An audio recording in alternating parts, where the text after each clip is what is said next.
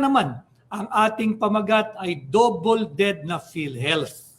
Mahalaga pong pag-usapan natin ito dahil nga po yung mga sumasahod tuwing kinsenas at katapusan, I'm sure ngayon po yung mga pauwi na galing opisina, nakita na naman ninyo yung inyong payslip, hindi pa ho ninyo nahahawakan yung inyong pinaghirapan, pinagtrabahungan ng marangal at may dangal at may dignidad, hindi po ninakaw mula sa kaban ng gobyerno, bawas na agad yung para sa PhilHealth.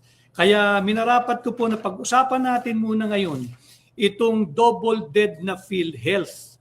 Double dead, yung baboy po, hindi ba double dead yung botsa?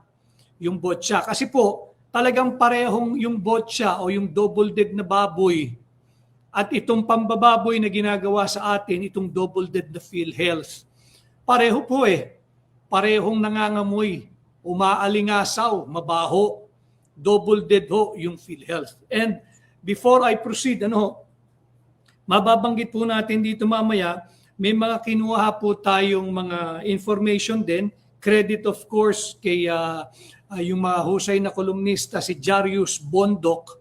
Meron po siyang column noong January 9 sa online. Nakita ko po yan at ibinigay po yan ng ating mga volunteer researchers. Sabi ko maganda ito, let's expound on this upang yun nga po, sisikapin nating pasimplihin yung mga mahalagang usaping panlipunan. Iwasan ko pong gumamit ng mga terminolohiya na medyo malalim at pasimplihin itong napakahalagang usaping panlipunan na double dead na PhilHealth. Ulitin ko dahil araw ng sahod at kinaltasan na naman kayo, kinaltasan naman tayong lahat, pag-usapan natin kung saan ba dinadala itong pera na supposedly ay para sa PhilHealth. Double dead na PhilHealth, botsa. Binababoy po at kagaya ng double dead na baboy na karne, mabaho, maalingasaw, maamoy. Ganyan po ang nagaganap na kurakot at korupsyon sa ilalim ng kasalukuyang administrasyon. Ating paksa ngayong hapon, itong double dead na PhilHealth.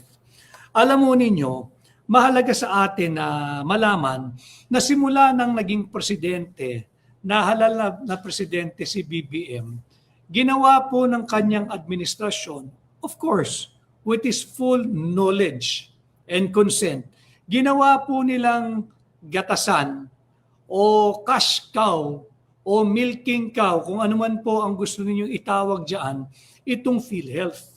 But yung cash cow o gatasan o milking cow na hindi po intended para sa layunin talaga ng PhilHealth, yung para tumugon sa issue ng ating mga pangangailangan na pangkalusugan. Lagyan po natin ng konteksto na konstitusyonal itong ating double dead na PhilHealth. Alam po ninyo yung PhilHealth, hindi po ito hinugot lamang sa hangin na may nakapag-isip, gawa tayo ng PhilHealth, gawa tayo ng batas. Ang underlying basis po nito ay ang ating saligang batas. Meron po tayong Article 2, Section 15. Mahaba po yung Article 2 Kasi po yung Article 2 ng ating saligang batas, ito po yung Declaration of State Principles and Policies. Ito pong patungkol sa kalusugan, dito na po ito sa second half, lumalapag na po siya sa Declaration of State Policies. And one of these state policies, ito nga pong polisiya na nakasulat sa Article 2, Section 15. Ang nagsasabi, the state shall protect and promote the right to health. Karapatan na po yun the right to health of the people and, yan po, dito tayo papasok lahat, instill health consciousness among them. Kaya po tayo nag-uusap-usap dahil karapatan po natin yung usapin na dapat protektahan, dapat isulong, dapat pangalagaan ng Estado. Kahit sino pang administrasyon ang isyu ng kalusugan sapagkat karapatan ng bawat Pilipino ang kalusugan. Article 2, Section 15 po iyan. Declaration of among the many, ito po isa sa mga state policy. No? Lagyan naman po natin, from the Constitution, yun po yung ating umbrella. Meron din po kasi yung RA 10351. Yung pong tinatawag na syntax law, na amyendahan na rin po yan yung syntax law as amended. Doon po sa syntax law, para alam din po ninyo, dahil syempre, nakita po ninyo yung inyong payslip na bawas yung sa PhilHealth. And I'm talking to the direct contributors. Tayo, yung mga nagtatrabaho, meron tayo po yung direct contributors. Ano? Yung sa syntax law, as amended, meron pong provision dyan na 40%, 40% ng mga buwis na nakokolekta mula sa tabako, sa sigarilyo. 40% po yung nagmumula sa tobacco, sigarilyo, tabako, kung ano man na umuusok. At yung mga matatamis na inumin, soft drinks, yung mga nasa boteng matatamis, gumagamit ng sugar, whether natural or sweetener, yung mga maiinumihong matatamis, 40% po ng buwis na nakokolekta mula dito sa tinatawag na tobacco at sweetened beverages. Dapat po yan ay napupunta at ginagamit sa PhilHealth lamang. Walang ibang pwedeng paggamitan yan. Hindi ho pwede sa flood control. Hindi po pwede. Hindi po pwedeng pakialaman ng mga malilikot na kamay sa ilalim ng Marcos Jr. Administration itong pera ng para sa PhilHealth. Meron pa pong isang batas, yung RA 11223. Naririnig nyo na po yan. Last year pa natin dinidiskurso nung tayo pa ay nagsampa na rin ng kaso dyan sa illegal, invalid, immoral, unconstitutional, unlawful, and criminal 2025 national budget. Hindi ba? Yung RA 11223, ito naman po yung Universal Healthcare Law. So tatlo na po yon. Meron na tayong fundamental basis, yung ating pong Constitution, Article 2, Section 15. Meron po tayong syntax law, yung RA 10351, at tumungo na po tayo ngayon sa Republic Act 11223 o yung Universal Healthcare Law. Bakit mahalagang pag-usapan po natin itong mga batas na ito?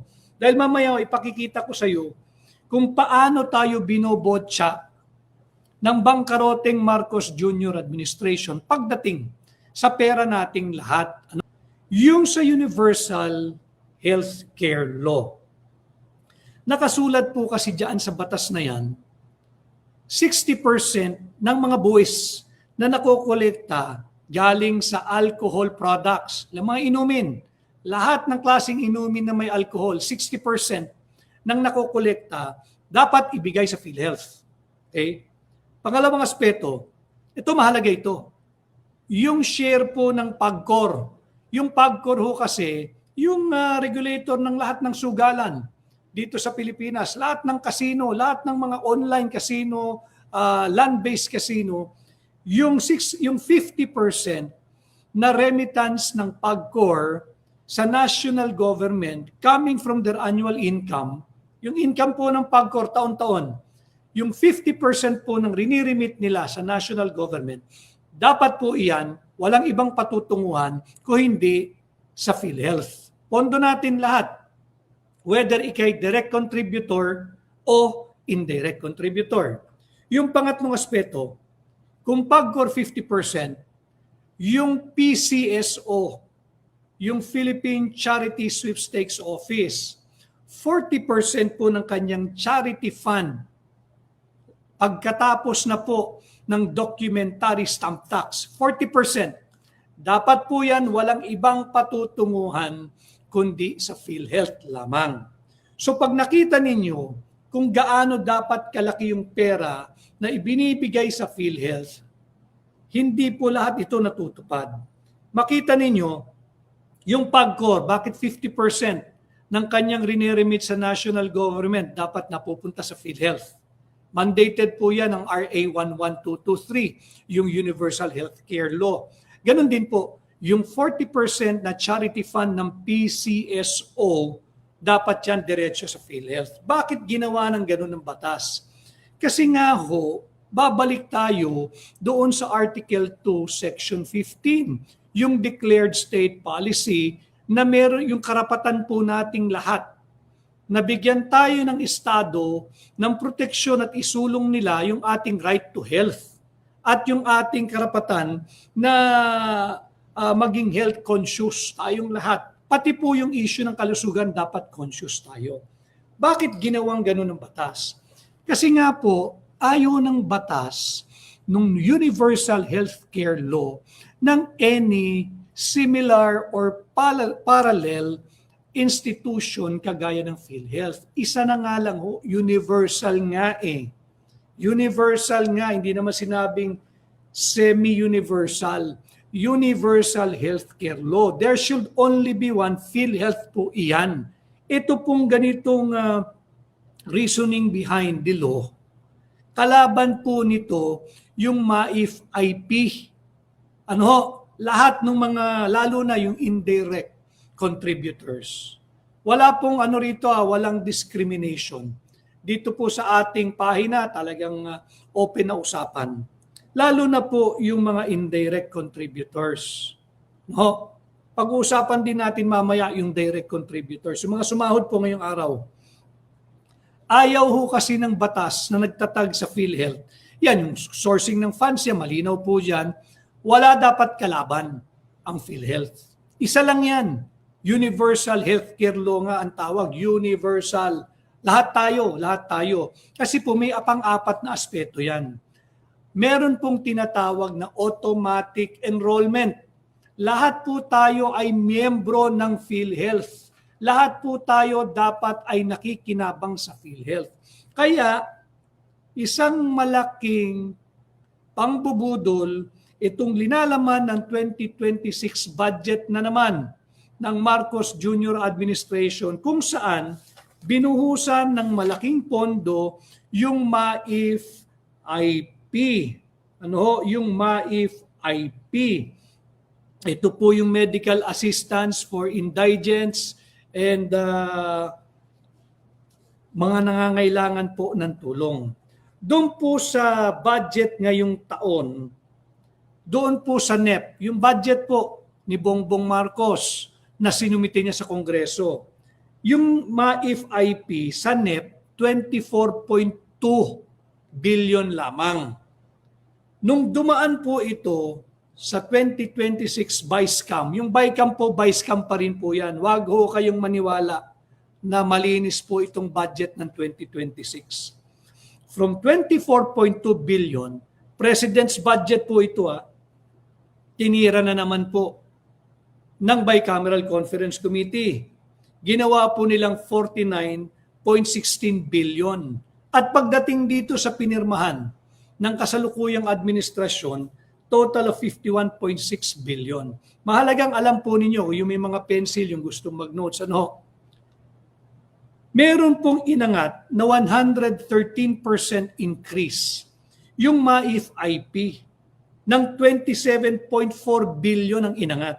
From the original submission ng Office of the President na 24.2 billion, lumobo po ito na dagdagan ng 27.4 billion o 113% increase. Ang lumabas po sa GAA ay 51.6 billion pesos. Ano naman po ang koneksyon nito sa binotsa o double dead na PhilHealth? Para po sa kaalaman ninyo, ayaw po kasi ng batas talaga na merong ibang paglalaga ka ng pondo pagdating sa usapin ng kalusugan. PhilHealth lamang. Yung MAIF-IP, sa dissenting pananalita, parallel po itong tumatakbo, parallel with PhilHealth. Pero sa lingwahe po ng mga durobo at buhaya sa Kongreso, yung mga kababayan natin, alam mo ninyo, pag may sakit ka na, lalo pat mahirap ka, tinatanggal po ng PhilHealth sana yung lubos na gagawing miserable ang buhay natin. Yung may sakit ka na, mahirap ka na, paglilimusin ka pa. Yun lamang po ang layunin ng MAIF-IP. Ito pong MAIF-IP na ito po yung hihingi ka ng guarantee letter sa mga kongresista, sa mga senador, sa mga kung sino-sinong politiko, kung sino-sinong may access sa gobyerno na opisyal. Bakit kinakailangan ka pang humingi ng guarantee letter? Hindi ba't under the RA 11223, lahat tayo ay automatically enrolled, lahat tayo ay automatically members, tayong lahat ng PhilHealth. Ito pong MAIF-IP, soft pork po ito, baboy pa rin ho ito, botsa pa rin ho ito, double dead pa rin ho ito. Kaya lamang, hindi lamang po yung pondo natin ang dino-double dead nila eh. Pati po, tayong mga direct contributors ay binobotsa ng mga kurap at kurakot na politiko. Imaginin ho ninyo, yung 2026 MAIF-IP, meron po silang dinagdag na 27.4 billion. 27.4 billion ang idinagdag po nila sa MAIF-IP. Samantala, ang laki-laki po. Ang laki-laki po ng deficit ng PhilHealth magpahanggang sa ngayon. Yung pangbubudol ng kasalukuyang administrasyon ng Marcos Jr. administration, which by the way, I was told by somebody that they are monitoring all our live, mga kababayan, at inaantay daw po nila na may masabi ako rito na maaari tayong kasuhan ng sedition or inciting to sedition. Alam mo ninyo, yung pananakot ninyo, alam po naming mga Pilipino ang aming karapatan sa ilalim ng saligang batas. Yung pagbubulgar sa kurakot at korupsyon ninyo, hindi po yun inciting to sedition at lalong hindi po yung sedition. Maaring masakit talaga ang katotohanan, pero yun po ang dapat na pambalanse sa isang administrasyon na hitik, siksik, liglig, umaapaw ang kurakot at korupsyon. Meron lang po tayong nais batiin. Maraming salamat kay Lorraine Badi, si Doc Lorraine Badoy, for sharing our live today. Maraming salamat sa iyo, Doc Lorraine. Shout out kay Doc Lorraine Badoy. Maraming salamat sa iyo. At si Pam bumabati rin. Batiin ko raw po muli ang kanyang nanay at bibigyan daw siya ng additional allowance. So mabuhay po kayo. Thank you, Doc Lorraine, for sharing my live this afternoon.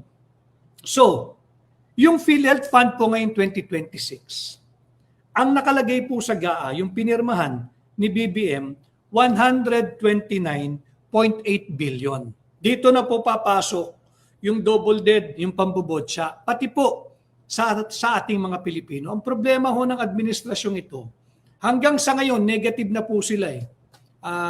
Si Ernaline Lovihar, I hope I got your name right. Ernaline Lovihar, pa-shout out daw. Maraming salamat. At si Meg Yaman, marami ding salamat sa iyo, Meg Yaman. Si Benedict Rosiento Kawili, maraming salamat. So sa ating pong GAA, 129.8 billion. Ang pangbubudol ng kasalukuyang administrasyon, ang laki daw po ng ibinigay nila. Napakalaking pera daw po yung ibinigay nila para sa PhilHealth ngayong taon. Record-breaking daw po ito. Sinungaling po sila. Pambubudol po iyan. Again, double dead na PhilHealth. Binobotsa po nila. Botsa po yung pondo ng PhilHealth eh. Double dead, umaalingasaw, ang baho. Punong-puno ng kurakot at korupsyon. Bakit? I'd like to share with you ito pong table that was presented also by Jarius Bondok. By the way, Jarius Bondok, I've mentioned him in this live. Kahit ako, nung araw binabanatan ako nito, hindi ko po siya, kilala ko po siya, hindi ko siya kaibigan. But fair is fair, maganda po yung naging laman din nung kanyang column last week. Meron po siyang ipinakita doon na table na inihanda o nagmula kay Dr. Antonio Dans. Dr. Antonio Dans is among the very vocal and prominent health advocate. Dito po makikita ninyo, binabandera ni BBM na 129.8 billion daw po yung kanyang inilagak sa GAA, yung ating national budget ngayong 2026. Tutuwid lang po natin, hindi po totoo yun. Dahil meron pong deficit o pagkakautang o kulang pa nga actually ang gobyerno dahil nga hindi po nila iriniremit sa PhilHealth yung buong amount na taon-taon dapat entitled ito. As per the table presented by Dr. Antonio Danz, one of the leading health professional alliance convener at one of the leading health advocate natin, meron pong deficit na 356.6 billion. Deficit, utang. May utang ang national government kay PhilHealth ng 356.6 billion. So, hindi po totoo na dapat tayong magpasalamat kay Budulman dahil nagbigay daw siya ng 129.8 billion sa GAA. Hindi po totoo yun. Meron po silang ikinukubli sa inyong lahat na 356.6 billion na deficit o pagkakautang ng national government. Paano po nangyari yon? Ito na po, double debt talaga, binobotsa. Nung taong 2023, hindi ko lang po maipresenta sa screen yung table sana Nung 2023, ang kinakailangan po na dapat ilagay sa PhilHealth ay 136.8 billion. 2023 po yun 136.8 billion. Ang linagay po ni BBM sa GAA, 100.2 billion lang. So makikita nyo, 2023 136.8 billion. Ang iniligay niya sa GAA, 100.2 billion. Meron na po agad kulang na 36.6 billion. Kasi yun po yung hindi niya isinama sa GAA. Ang sinama lang niya sa GAA, 100.2 billion. Ito po ang malupit. Kulang na ilinigay mo sa GAA, ang rinilis lang ng kanyang administrasyon sa PhilHealth, kalahati nung nakapondo sa GAA, 50.7 billion lang. So may deficit siya ng 2023 na 86.1 billion. Move forward tayo sa 2024. Kinakailangan po ng 129 billion ng PhilHealth. Ang inilagay niya sa GAA, 61.5 billion. Ang na-release, 9.5 billion. May deficit po siya ng 119.5 billion. Palaki po ng palaki. Talagang binuburiki po nila Talagang binubotsa nila Talagang double dead ng PhilHealth. Ngayon, 2025, last year, ang kinakailangan po ng PhilHealth, 151 billion. 151 billion ang kinakailangan ng PhilHealth noong 2025. Ano pong ginawa ng magaling na BBM? Binigyan po sa GAA ng zero budget ang PhilHealth last year. Zero, itlog, wala. Walang pera PhilHealth last year. Di ba? Huwag ninyong kalilimutan sapagkat umaatake na naman po yung kanilang mga propaganda at naghahanap na naman ng pamatay sunog. At ang nakikita nila dyan, si Atong Ko. Na pamatay sunog. Atong Ko. O, itong si Marlon, maloko ito. Si Marlon Purificación. Atong Ko. Hindi po ito si Atoy Ko ng Crispa Redmanizers ng araw. Panahon ni Marlon yan. Atong Ko, si Atong Ang at si Saldi Ko. Ito po yung ginagawa nilang pamatay sunog. Tatalakayin po natin mamaya yan. So ito pong zero budget ang binigay niya noong 2025, last year. So ang total deficit, 151 billion. Pag sinuma mo po yung 23, 24, at 25, ang pagkakautang ng national government ay 356.6 billion. Napakalaking pera. Ito po yung kanilang inilalagak sa kung saan-saang hindi naman importanteng proyekto. Ibinubuhos nila saan? Sa flood control projects na nabulilyaso nga ng makailang ulit, trilyong piso ang nalusaw at nauwi sa bulsa at siguro pribadong vault o condominium na, kagaya dyan sa Proscenium, dyan sa Rockwell. May mga kaibigan tayo dyan sa Proscenium. Ang dami daw nakaparadang Rolls Royce dyan. Imagine ninyo, nagpapakasasa kayo habang sadlak sa kahirapan ang mga Pilipino, ninanakaw ninyo, ang daming nakaparadang Rolls Royce dyan. Sa condominium dyan, sa Proscenium, sa Rockwell. Naantay ko lang yung detalye. Kung maaari makakuha ng larawan, papalabas po natin yan. At last year din daw ho, umapaw, nagka-traffic dyan sa Proscenium, dyan po sa Rockwell. Mahigit 100 Toyota Fortuner ang nagdatingan, idineliver sa isang kongresista upang ipamigay sa mga kapwa niya kongresista. Iba ron ay bulletproof, yung iba ay ordinary, pero 100 Toyota Fortuner brand new. Yung mga nandyan sa Proscenium, nandito po yung ating handle, pwede po kayo na magkomento. Si @Polyduces12, sana ipakulong ni VP Sara lahat ng nagnakaw pag presidente na siya. Ako po, isa lang din ang sinasabi ko sa inyo. Pag binigyan tayo ng pagkakataong makapagsilbi uli sa gobyerno, ikukulong po natin, hahabulin natin lahat ng nagnakaw. Lahat na nagpapahirap sa atin.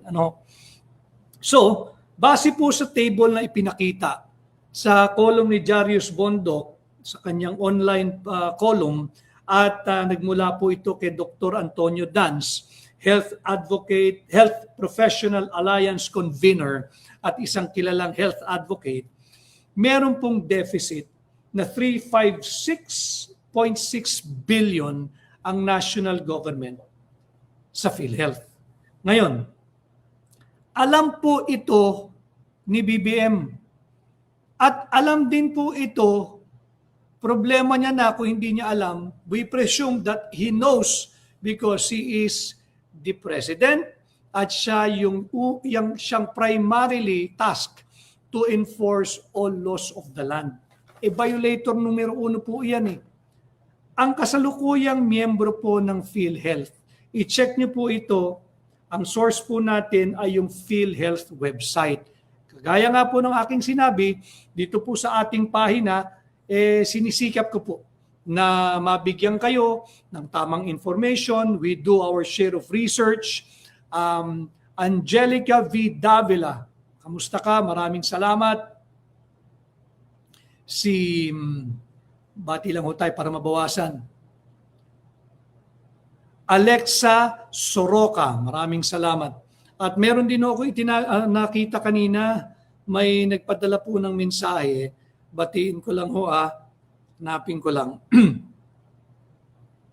Si @Diana Sanchez -U4Q. Paki-shout out po kay BBM. Itin ko @Diana Sanchez -U4Q. Paki-shout out po kay BBM na wag na siyang magpunta sa mga bansang merong Pilipinong OFW. Naku po, lahat ng bansa yun. Nahihiya lang kami, ikinahihiya lang namin siya. Wag na niya kaming ipahiya. Ito po'y ayon kay @Diana Sanchez -U4Q. Yun po ay mensahe diretsyo sa isang overseas Filipino worker. So, ang kasalukuyang miyembro po ng PhilHealth ay 106,235,882. Ba't po nagkaganon? Breakdown lang po natin. Yung direct contributors, kaya nga po ito yung ating top topic ngayon, araw ng sahod, yung mga kinakaltasan at yung mga nagko-contribute na galing sa kanilang pitaka. Ang direct contributors so ay 37,041,945 plus yung kanilang dependents na 27,996,436. Ang total po ng indirect contributors yung naguhulog buwan-buwan, 65,867,427. Ito pong 65 million, kayo po yun, kasama rin po ako dito. 65,867,427 direct contributors and dependents. Agalit po kayo. Linoloko po kayo ng administrasyon sapagkat hindi ibinibigay yung perang dapat sa PhilHealth. Dagdagan pa po natin. Yung indirect contributors, 24,477,099. Ganyan karami yung indirect contributors. Dagdag po ninyo yung kanilang dependents. Ang kanila pong dependents ay 16,720,402 for a total of 36,877,846. So yun po yung kabuuang universe o saklaw o miyembro ng PhilHealth sa ngayon. 106,235,882. Ganyan karami. Ano po ang significance nito? Yung indirect contributors, meron po itong additional na suporta mula sa budol administration sa pamamagitan ng ayuda. Itinago po nila yung ayuda, hindi ba sa DOLE, yung programang TUPAD at sa DSWD. Diyan nila itinago yung kanilang additional na tulong o suporta. Bagamat hindi natatanggap ng buo kung anumang halaga yan, may natatanggap pong extra ang mga indirect contributors, numbering to more or less 24,477,099 plus yung kanilang dependents na nakikinabang din. No. Wala po tayong debate doon. Kung natatanggap nilang buo, okay. Kung hindi, basta't may natatanggap sila, anyway, pera nila yan. Ito po ang masama. Yung direct contributors, kayo po, tayo, yung sumasahod ng AGIS at tuwing abente, yung sumasahod ng kinsenas at katapusan, kinakaltasan po kayo. Kaya nga po kayo direct contributors. Pero, wala kayong additional na benepisyo. Walang tax break. Kahit man lang sana, isang buong buwan sa loob ng isang taon, huwag tayong pagbayarin ng ating income tax due. Bakit? Hindi nga tayo nabibigyan ng additional na tulong. Hirap na po tayong lahat. Hirap na kayo. Kuba na ho kayo, kakakayod Ngayon, January 15, yung sumasahod ng kinsenas at katapusan, unang sahod sa taong 2026. Kayo po yung kinakaltasan. Essentially, tinatakpan ninyo yung kakulangan ng napakakurap at kurakot na administrasyon. Bakit? Yung inyong contribution, yun din ang nagagamit to pay for the needs and the expenses of the indirect contributors. Bakit po natin nasabi yan? Kulang nga ho yung riniremit ng gobyerno Hindi riniremit yung 50% na galing sa PAGCOR, yung 40% charity fund, at yung pinakita po natin sa inyo kanina, yung binanggit ko sa inyo na table. Ito po, meron pong larawan dito, medyo maliit, pagtiyagaan nyo na lamang po,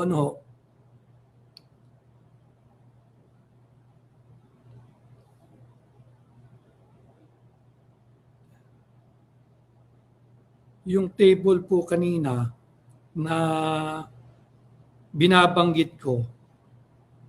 Po yan, pagtiyagaan nyo na lang po. Paki-screenshot nyo po para may kopya kayo habang tumutuloy po tayo sa ating live. Makita rin ninyo.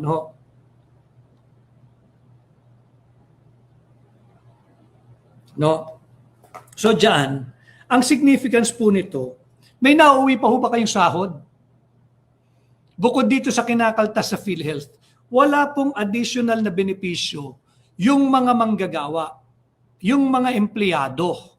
Kinakaltasan, pati dito sa PhilHealth, and yet, hindi po ibinibigay ng national government under the Marcos Jr. administration yung perang dapat sana ay sa PhilHealth. Itong 129.8 billion, pambubudol po na sinasabi nilang pinakamalaking budget na raw po ito. Hindi o. Tatandaan ninyo yung 60 billion na ipinasosoli ng Korte Suprema. 60 billion at yung 74 billion na dapat funding ng 2025 na zero, yun pa lamang 134.431 billion na ho yun eh. Kulang po itong 129. Ito pa po ang masaklap. Ang sabi ng Korte Suprema, isoli yung 60 billion.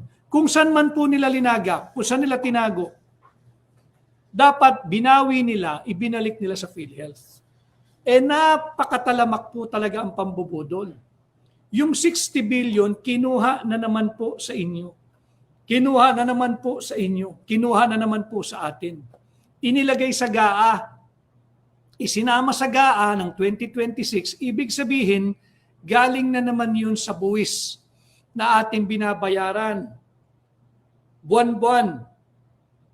Yung iba quarterly. Yung iba depende sa transaksyon. Galing pa rin po sa buwis nating mga Pilipino yung 60 billion na ibinalik nila sa PhilHealth. Ninakaw nga nila yung 60 billion eh. Dito lang sa Pilipinas, under Marcos Jr. administration, pag nagnakaw yung mga tiwali sa gobyerno, ang magsosoli ng ninakaw ng mga kawatan, tayong mga Pilipino. Kanya nga, double dead. Hindi lang yung PhilHealth, kundi pati yung mga manggagawa, yung direct contributor, tayong mga Pilipino.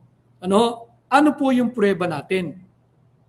Na ang author or mastermind ng kurakot at korupsyon sa gobyernong kasalukuyan, sa administrasyong kasalukuyan, walang iba kundi si BBM. Hindi po natin kinakailangan magpakalayo-layo eh. The fact that he signed the unconstitutional, invalid, unlawful, criminal 2025 national budget, yun po ay prueba na si BBM ang mastermind ng kurakot at korupsyon sa kanyang sariling administrasyon. Bakit? Yung initial funding sa sarili niyang budget, panukala niya mismo nasa NEP noong 2025, 74 billion ang dapat funding sa PhilHealth. Pinirmahan niya yung GAA knowing fully well na zero yung earmark fund. Zero yung ibinigay para sa PhilHealth noong taong 2025. Pinirmahan niya, kanya nga naging GAA yung GAB.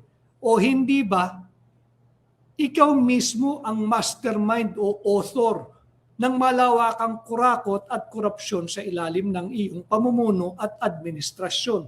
Prueba, yung kanyang pagpirma sa NEP ng 2025. At ang mas masaklap po dyan, yung kagaya nga po ng sinabi ko, hinayaan niyang kunin ng dating Finance Secretary, si Ralph Recto, ES niya ngayon, yung 60 billion ng PhilHealth. Di ba? Tapos nung may deklarasyon ng unconstitutional, ang Korte Suprema ipinababalik, ang nagbalik po ng 60 billion kinuha nila, walang iba kundi tayong mga Pilipino. Isinama nila sa GAA.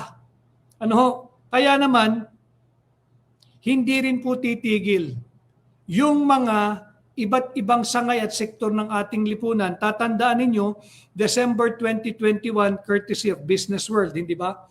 Nagsampa na po yung Save the Philippines Coalition. Mga miyembro po ito ng Save the Philippines Coalition.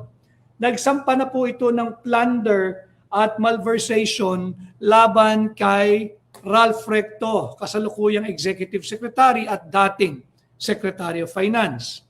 Hindi pa po ito naaaksyonan ng Ombudsman. Makikita ninyo kung paano talagang nasasalaula at sinasalaula ang proseso. Kanya naman kanina, courtesy of the online site ng Batas PH, meron na namang grupo ng mga doktor, abogado at iba't ibang professionals ang nagsampa na naman ng kaso. Ganon din, malversation laban kay Ralph Recto, bunsod ng 60 bilyong kinuha nila na pondo ng PhilHealth. Dito makikita ninyo, mahalagang pinag-uusapan natin ang mga bagay na ito upang kayo po ay magabayan at mabigyan ng tamang impormasyon. Ano? Kaya dapat talaga panagutin ang mastermind ng kurakot at korupsyong ito. Marami nagsasabi, kagaya po rito, kailan pa kaya magsasampa ng impeachment? Talagang dapat panagutin. At hindi naman siya pwedeng makasuhan hanggat siya ang Pangulo dahil meron po siyang immunity from suit. Ang tanging pamamaraan lamang, kasama po dyan yung impeachment. At kita naman natin talagang nagre-react ang payaso ng Malacanang at dito sa napapabalitang impeachment. Alam mo ninyo, nasa saligang batas po natin yan. Article 7, Section 8, kung paano magkaroon ng pagkakabakante ang tanggapan ng Pangulo. Paulit-ulit yung sinasabi, wag ho kayo matatakot, magsalita ng Marcos resign, wala pong sedition doon. Wala pong inciting doon. Yung impeach Bongbong, wala din pong seditious doon at wala rin pong inciting to sedition doon. Yung remove Bongbong, wala rin pong sedition doon at wala rin pong inciting to sedition doon. Bakit? Article 7, Section 8 of our Constitution recognizes 4 modes of vacancy in the office of the President. Ano po iyan? Death, pagkamatay. Permanent disability or incapacity. Pangalawa ho yun. Pangatlo, removal from office. Ano ibig sabihin ng removal? Marami na hong ibig sabihin yun kung paano ka man ma-remove. Pero, rine-recognize ng ating saligang batas yung removal. Whatever that means or kung paano mang pamamaraan ma-remove. Ano ho? But of course, kasali dyan yung impeachment. And finally, tama po, hindi natatakot si Atche-G6S Marcos resign. Hindi po seditious yun sapagkat mismo ang saligang batas ang nag-enumerate o nagpangalan kung ano-ano yung mga pagkakataon na maaring magkaroon ng vacancy in the office of the President. And I repeat, could be death, permanent disability, or permanent incapacity. Importante po yun eh. Bakit natin binabanggit? Yung permanent disability. Hindi ho ba, lagi nating sinasabi, Article 11, Section 1, ganun din po, nakalagay sa ating saligang batas, kinakailangan pag iulat ng tama, magkaroon ng transparency, ang pamahalaan pagdating sa estado ng kalusugan ng Pangulo at pangalawang Pangulo ng Republika ng Pilipinas. Bakit? Yan yung dalawang pinakamataas na posisyon. Di ba? Yan ang nagmamaneho ng ating bansa.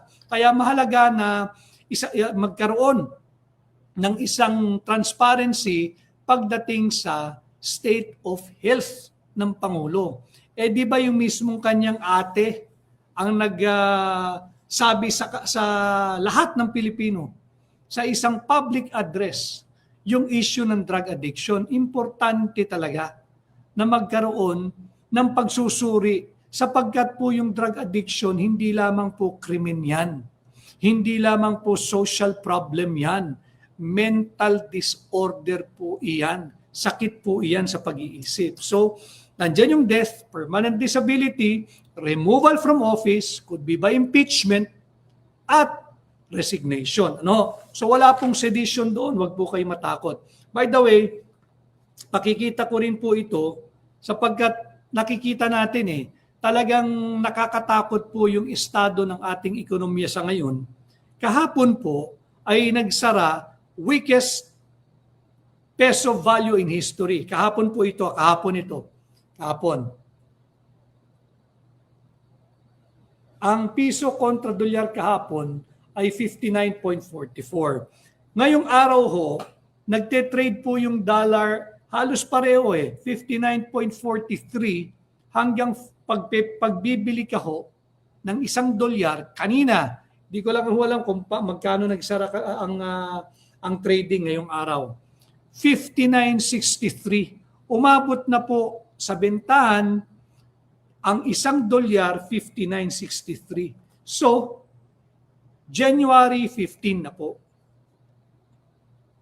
January 15 na po.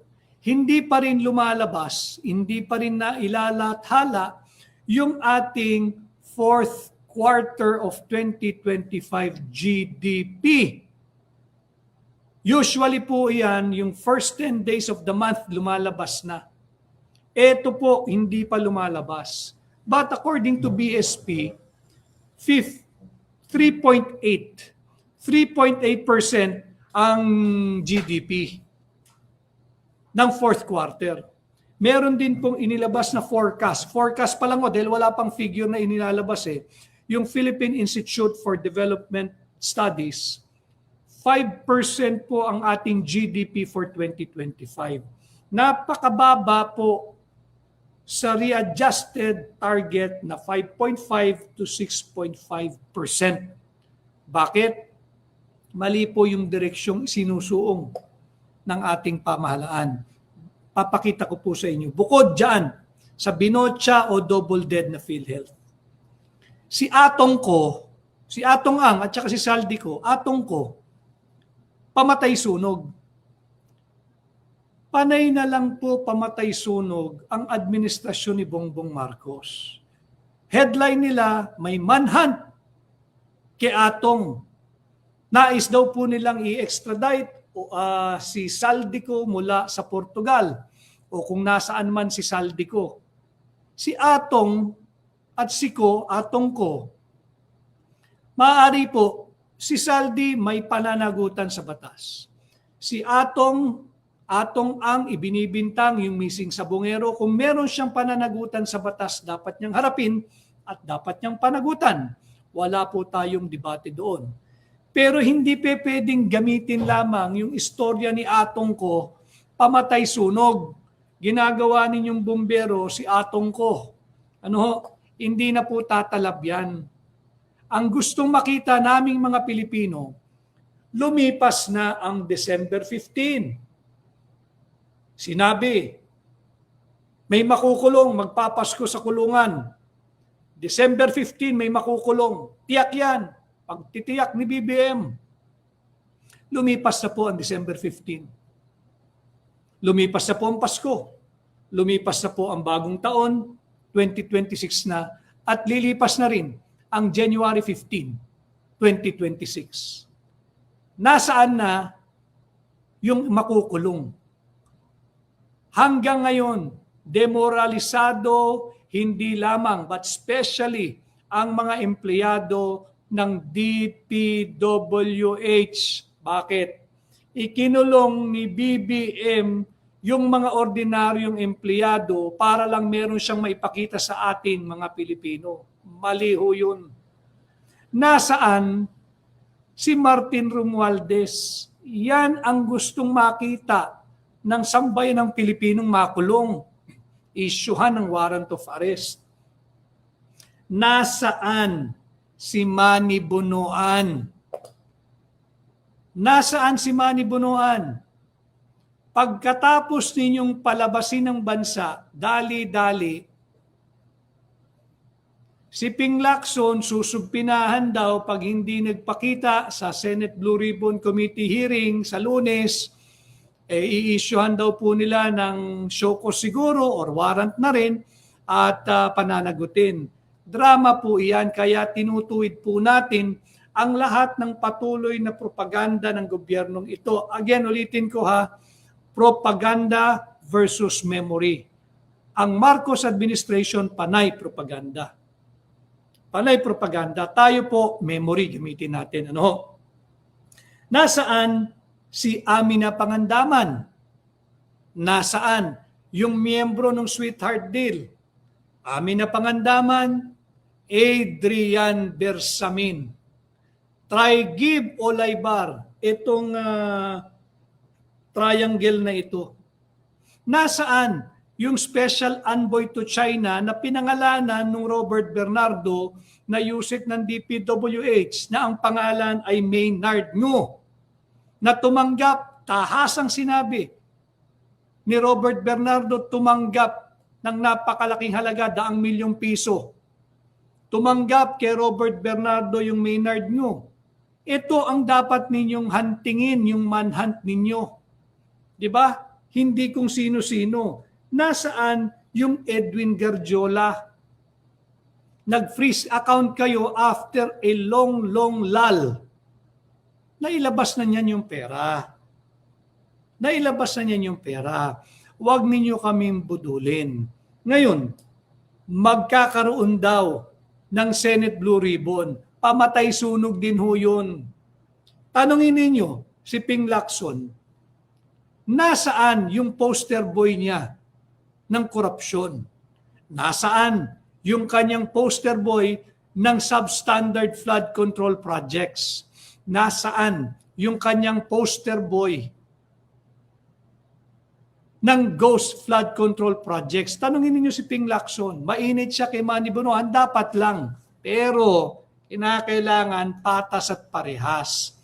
Bakit hindi na niya binabanggit si Congressman Arnan Panaligan, yung mga taga Mindoro, shout out sa yung mga taga First District ng Oriental Mindoro. Nandyan din yung ating mabuting kaibigan, si Attorney Rogelio O.G. Mendoza ng taga First District ng Oriental Mindoro. Yan ang mga dapat ginagawa niyong congressman Hindi itong Arnan Panaligan. Nasaan ito? Tanungin ninyo si Ping Lacson. 'Di ba? Na nasa pahayagan si Senador Ping Lacson, nagsasagutan sila nung isa. Ito ay kuha ni Ryan Baldemor. Pinibigay sa akin ng aking volunteer staff. O ayan si Senador Ping, Ay, hindi kita Ayan yung kanyang kuha nung Ryan Baldemor. 'Di ba nagpapalitan sila ng akusasyon Yung kanyang pagkalalaki kini-question. Kini-question naman nitong ngayon yung mga retoke dun sa pagmumuka at nung isa. Napakababa na po nung kalidad ng ating Senado kung ganitong usapan ang pinag-uusapan ng mga ito. Hanapin nila si Martin Romualdez, si Manny Bonoan. Alam mo, Sek Manny Bonoan, naawa rin naman ako sa iyo. Sapagkat nagpagamit ka, nananahimik kang pilit, kita mo ilalaglag ka. Ihuhulog ka na, Manny Bonoan. Sayang, hindi ba? Okay ka na Okay ka na Kanya lang talaga yung greed, malala yun Pag wala kang kabusugan, ipapahamak ka niyan. May nagsabi din, at maganda rin yung anggulo na ibinahagi ni Congressman Sid Ungab. Nangangamoy whitewash Sisisihin nila si Manny Bonoan. At si Manny Bonoan, sasabihin daw niya, ito yung analysis ni Congressman Sid Ungab ng 3rd District ng Davao City. Ang next niyan, sasabihin lang naman ni Manny Bonoan na nag-feed sa akin ng mga maling information, maling projects, ay si Cathy Cabral. Yung Cathy Cabral patay na, end of story. Di walang mananagot. Bakit? Yung pinaka-guilty, ituturo nila yung patay na. Si Secretary Manny Bonoan, mag-iingat po kayo, Sec Manny, at hindi kayo nakakatiyak sa inyong seguridad. Hindi kayo nakakatiyak. Dapat ba kayong umuwi? Dapat kayong umuwi para kayo tumugon sa mga aligasyon sa inyo. Pero, hindi ka nakakasiguro sa iyong seguridad. So ito ang dapat hanapin, hindi yung Atong ko. Di ba? Si Atong, kung mayroong kasalanan, tama yun. Pero bakit kinakailangan pang headline? Hindi kayang patay ni Atong Ang yung pagkukulang ni BBM. Hindi masasatisfy ang taong bayan. Iba ho yung issue ni Atong Ang yung missing sabungero. Ang issue po ng sambayan ng Pilipino kung bakit multiple negative si BBM, yung pagnanakaw, kurakot at korupsyon sa pondo nating mga Pilipino. Si Saldico dapat humarap, dapat harapin niya. Dapat managot. Hindi naman santo yan, hindi rin inosente yan. Kumita yan. Pero dapat din magsalita si Saldico. Kaya lang, ito dapat ang hanapin. Martin Romualdez, nandyan, nagkalat sa social media yung kanya raw mansyon sa Spain. Si Manny Bonoan, pinalabas ninyo ng bansa, ngayon sasabihin nyo, hanapin ninyo. Kung hindi ba naman talaga maluwag ang turnilyo ng inyong pag-iisip? Bakit ninyo pinalabas si Manny Bonoan? Tapos ngayon, mag-i-issue daw ng subpina. Nung nandito, hindi nyo pinatatawag. Nung umalis na, magsusubpina ka. Lokohan po ito, mga kababayan. Huwag tayong magpapabudol. And finally, few minutes after 6 p.m., papakikita ko lang din ito dahil ito talagang malapit po sa puso natin ito. Itong nagbubuwis ng buhay, mainit din daw yung mga nagmo-monitor ng aking live. Dahil naghahanap sila ng tsansa at pagkakataon, nakasuhan ako ng sedition at inciting to sedition. Anong sedition? Anong seditious? Sa aking panawagan sa mga nagbubuwis ng buhay, na huwag niyong protektahan itong mga nabubuhay sa buwis. Karapatan ko bilang Pilipino. Article 1 nga ho ng ating saligang batas, di ba? Tayong lahat. Anong sinasabi doon? We, the sovereign Filipino people. Tayo we. Tayo po lahat yun. Sinabi roon, sovereign Filipino people. O bumaba ka ng kaunti sa Article 2. Di ba? Sovereignty resides in the people and all government authority emanates from them. Sa atin galing. So, yung itong mahiwagang poster na ito, hindi naman din akin galing to, nagbubuwis ng buhay, wag po tayo magpapagamit sa nabubuhay sa buwis. Bakit? Ito pong mga nabubuhay sa buwis, ginagamit po kayo, mga nagbubuwis ng buhay. Prueba. Matatandaan ninyo, nag-issue ng Executive Order 107 nitong katatapos na taon lamang, December. Sandy Dizon, laban, attorney. Salamat, Sandy Dizon. At I believe you are the good Dizon. Hindi ikaw yung, alam ninyo yung nag-landslide dyan sa Cebu. Dapat magpakita dyan yung Vince Dizon. Dapat magpakita dyan yung Vince Dizon. Dapat niyang harapin yung probinsya ng Cebu at yung Cebu City Council. Panagutin siya dahil siya nag-garansya na maayos lahat yung nag-iba dyan, yung gumuho sa Cebu. Si Vince Dizon dapat panagutin dyan. So, EO 107 sa ating mga military and other uniformed personnel. Marami pong nanonood at nakasubaybay. Marami pong salamat. Binigyan po kayo ng EO 107 noong December 2025. Ang layunin po noon ay iangat o increase sa inyong base pay at subsistence allowance ng military and other uniformed personnel. Ang problema po, itong mga siraulong ito, yung mga nabubuhay sa buwis, mapa senador, mapa kongresista, mapa Malacanang. Yung inyo pong miscellaneous Personnel Benefits Fund, yung MPBF, at saka yung Pension and Gratuity Fund, yung PGF, ito po ay kinaltasan ng Kongreso.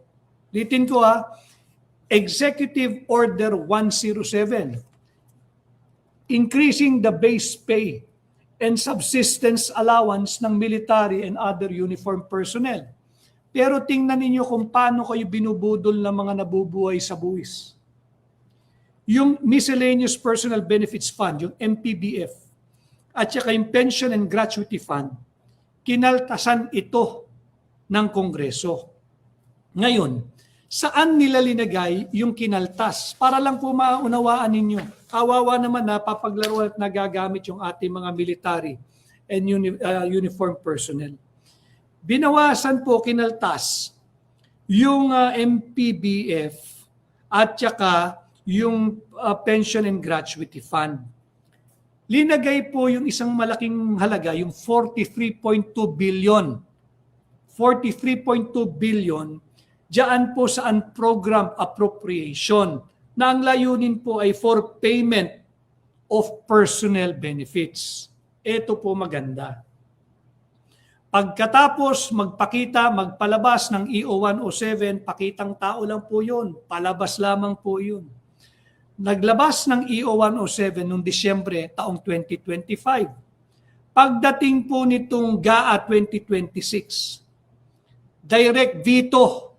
Vinito ni BBM yung 43.2 billion sa unprogrammed appropriations na dapat sana'y intended for payment of personnel benefits.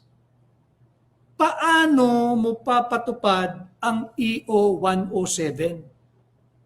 Yung increasing the base pay and subsistence allowance ng military and other uniformed personnel. Yan po yung isa sa maraming budol dito sa 2026 national budget. Hindi ho niya pwedeng sabihin nakaligtaan niya o hindi niya nakita. Bakit? Part 2 po ito eh.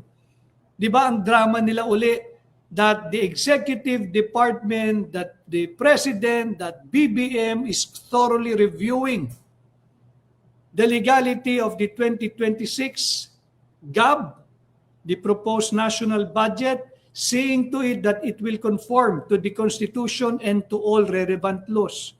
Binito po niya yung 43.2 billion. Direct veto, si Bongbong mismo nagveto na yung dapat sana ay nakalaan for payment of personnel benefits.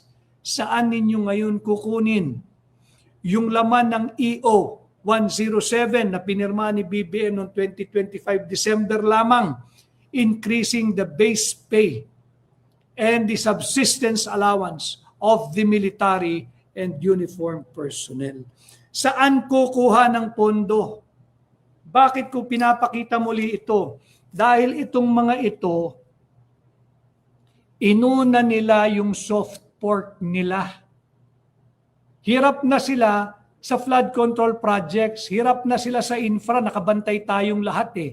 Isiningit nila doon sa MAIF-IP, sa ayuda. Itinatago dyan sa DSWD, dyan sa DOLE, wag ho kayong maniniwala na wala silang magiging parte sa pagre-release ng mga pondong yan. Panloloko po iyan. So dito makikita natin, talaga namang double dead, hindi lang ang PhilHealth, kundi ang buong budget at pati tayong mga Pilipino, linoloko pa ulit-ulit ng gobyernong ito, ng administrasyon ni Bongbong Marcos. Basahin ko lang po yung mga kasama natin ngayong araw.